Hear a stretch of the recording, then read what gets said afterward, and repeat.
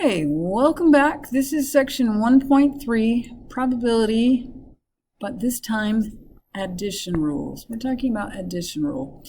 So the addition rule of probability. So let's take a look. The probability of event A or event B or both occurring is given by the following formula. Probability of A union B, but remember that means A or B. I've written it down here as well. Probability of A or B equals the probability of A plus the probability of B minus the probability of both, because that's the A and B, right? That symbol right there is the and. Intersection is the and. So to calculate the probability of A or B, we can do the probability of A plus the probability of B minus the probability of both. Let's talk just a little bit about why that is. So we subtract the probability of both because we've counted it twice. When we do A union B, we've got A, this shaded piece right here, together with set B, but we have this twice. So when we do the probability of A, we take this and divide by the total number of outcomes, number in here divided by total number of outcomes, plus the number of things in here divided by the total number of outcomes, and then we've used this twice because it's the overlap. So we have the formula that we have above, and we've just written it again right here. Okay, so let's take a look at, I really need to erase that. Let's take a look at the next piece. Some examples. We're supposed to give our answers as fractions, decimals, and percentages. Let's suppose we want to find the probability of A or B. That's the or. A or B. If the probability of A is 0.37, probability of B is 0.45, and probability of A intersect B is 0.17. So to find the probability of A or B, we do the probability of A plus the probability of B. I'm just rewriting the formula that's at the top of the page, minus the probability of both A and B. So we're going to take 0.37, which is our probability of A.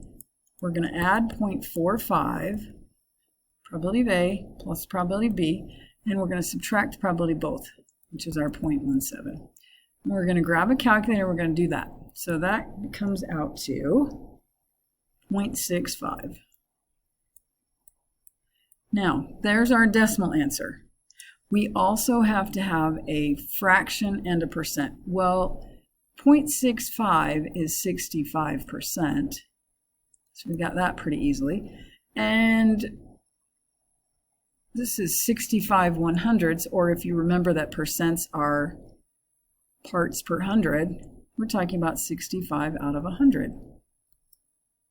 Right, so either way, we can get it either from the decimal or the percent.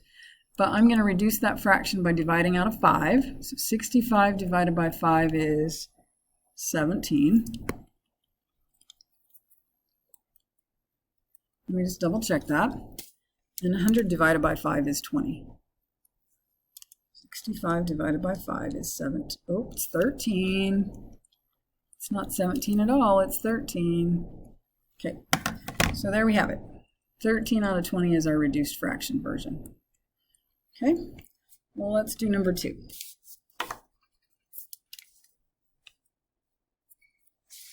We have probability of A union B.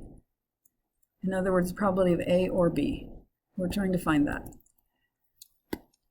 We're given the probability of A. We're given the probability of B. We're given the probability of both. So to calculate the probability of A or B, we'll add the probability of A with the probability of B, and then we'll subtract the probability of both. So we're going to have 4 over 7 plus 10 over 21, and we're going to subtract 4 over 21. Now, 2 of my fractions have a denominator of 21. The first one doesn't. So I'm going to rewrite that first fraction with a denominator of 21. I can do that easily if I multiply the top and bottom by 3. So multiply the numerator by a 3, I get 12. Multiply the denominator by a 3, I get 21. And then we're going to put these together. So 12 plus 10 is 22, take away 4 is 18. So 12 plus 10, take away 4, all over 21. That's going to give me 18 out of 21. I can reduce that fraction if I divide out of 3. That becomes 6 out of 7. There's the reduced version. Now, notice if I do 18 divided by 21, I get 0.85714, and on it goes. I can get the same thing if I divide 6 by 7. So my decimal approximation is going to be 0.85. Just grab a calculator and either do 18 divided by 21 or 6 divided by 7. It should get me the same thing. 0.8571, there's my decimal answer. To get my percent, move the decimal point 2 places to the right, because it's parts per 100, so we multiply by 100, and we have 85.71. And then the last example, example number 3. All right, I'm going to draw some dividing lines so I have some space to work on these. So part 1 here. First of all, read it very carefully. We're rolling a die, but it doesn't have 6 sides, it has 12. So we have the numbers from 1 to 12 on this die. We're going to find the probability that we have a less than 4. We're only rolling it once. It's rolled once. We want the probability that we roll less than a 4 or a multiple of 5. So I'm going to let A be the event that the roll is less than 4. I'm going to let B be the event that it's a multiple of 5.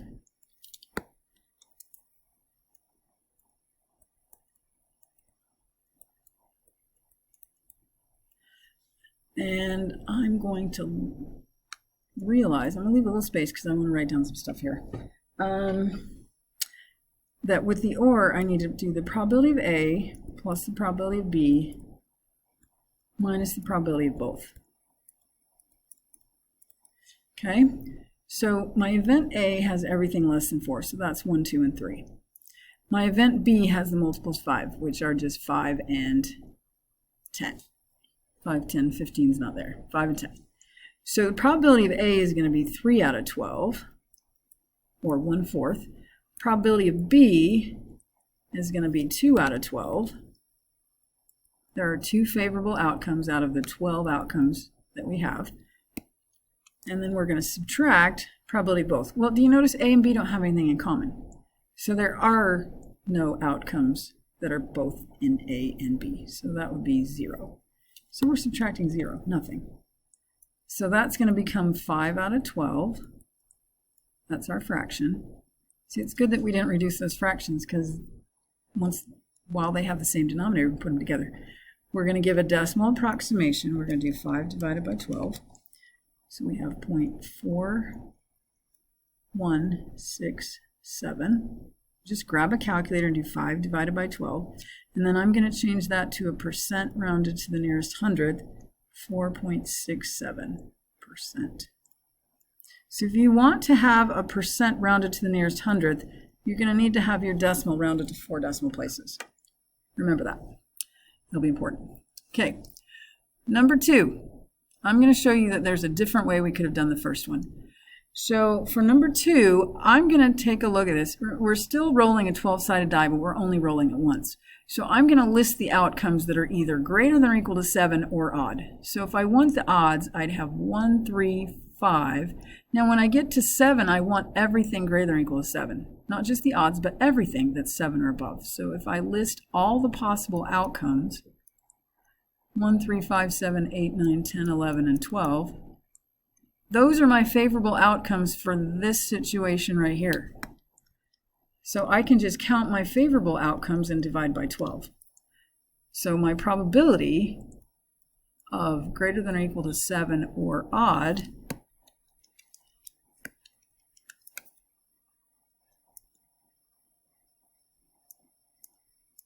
is going to equal number of favorable outcomes, which is, let's see, I've got 1, 2, 3, 4, 5, 6, 7, 8, 9. I've got 9 favorable outcomes out of the 12 total outcomes. So my fraction answer, I could get it this way instead of using the addition rule, right? We can divide out of 3, make that 3 over 4. And then as a decimal, that's 0.75 or 75%. There's no approximate here. It's exactly 0.75 as a decimal. And as a percent, it is 75%. And there we have that one. So that gives you another option. You can actually list the favorable outcomes here and use the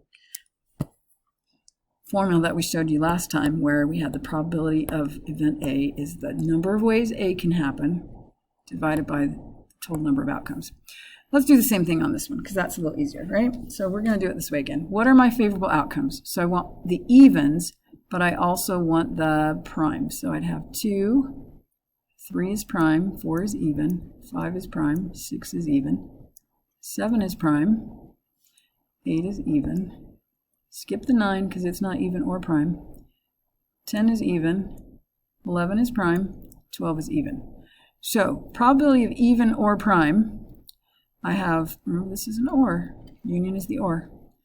1, 2, 3, 4, 5, 6, 7, 8, 9, 10. So my probability is going to be 10 out of 12. Favorable outcomes, there are 10 of those. Total number of outcomes is 12. So I have 10 out of 12. Even or prime. Struggling with the pen today. Even or prime. So that would be 10 out of 12, which reduces to 5 out of 6. If we divide out of 2, we get 5 over 6. Divided 2 out of 10, divided 2 out of 12. 5 over 6. And we can change that to a decimal by grabbing our calculator and dividing. So we do that. 5 divided by 6, we get 0.8333. It's actually a repeating 3. And as a percent, that is 83.33%.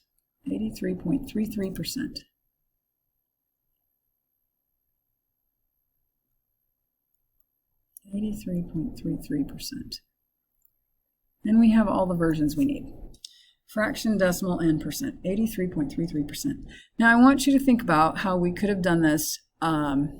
If I had counted the number of evens, I would have had 1, 2, 3, 4, 5, 6, 2, 4, 6, 8. Half of them are evens. And then I would add the number of primes that I have, which would be 1, 2, 3, 4, 5. I'm up to 11 out of 12, but then I have to subtract the probability of both. Well, there's only one even prime, so I would subtract 1 out of 12. Look at what I still get, 10 out of 12, right? So that would be an option as well. We can do it either way. I can either do favorable outcomes divided by total outcomes, or I can use my addition rule for probability. It will come out to the same thing, which is 10 over 12 or 5 over 6. Comes out to the same thing. All right, flipping to the back of the page. We're going to look at a Venn diagram, and then we're going to look at a two-way table. So let's look at the Venn diagram first. The number of students in a high school is 1,400. Of those students, 550 take French, 700 take algebra, and 400 take both French and algebra. So we're going to fill in the Venn diagram. And then find the probability that a student selected at random takes French or algebra. So my end goal is to have probability of French. Let me use F for French and A for algebra. A equals my algebra. I need the probability of French or algebra. Okay, which is going to be the probability of French plus the probability of algebra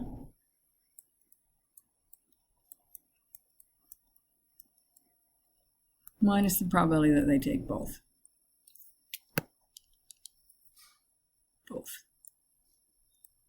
Okay, now I could do this without the Venn diagram. But since I have to fill in the Venn diagram, I'm going to do that. So I have 400 students that are